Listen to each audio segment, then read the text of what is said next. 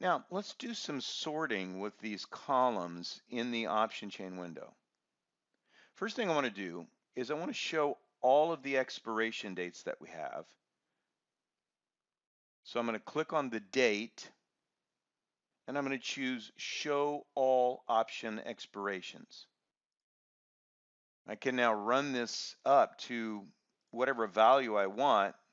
Let's go to 184 days. And the other thing I want to do is change from calls and puts to just calls. So I'm going to click on it and choose calls only.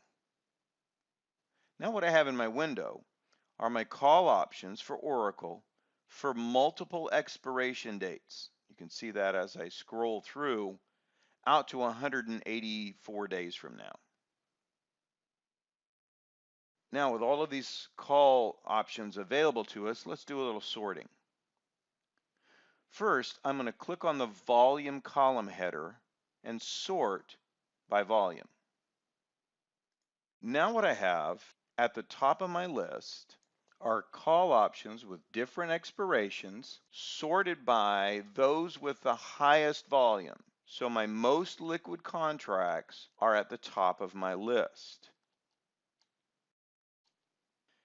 By the way, if I want to get back to the more traditional look of sorting them by expiration and strike price, all I have to do is click the header of the symbol column, and you can see it puts us right back in that order you may be a little more used to of expiration date and strike price. Now, let's sort by delta. Again, delta is simply a measurement of how much the option will move with a $1 move in the underlying stock. So as I spacebar through now, my highest delta options are at the top of the list. If I want to see all my in the money calls at the top of my list, I just click in the money, out of the money. Now at the top of my list are the stocks that are the most in the money, and we're kind of going down from there. And of course, all my grayed in symbols are at the top of my list. Those are all my in the money calls. And then we move to the out of the money calls, which have no shading.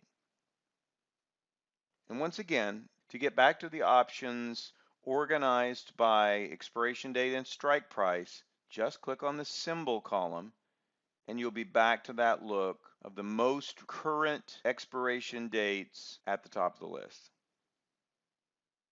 Well, hopefully this will get you started using the options data in TC2000.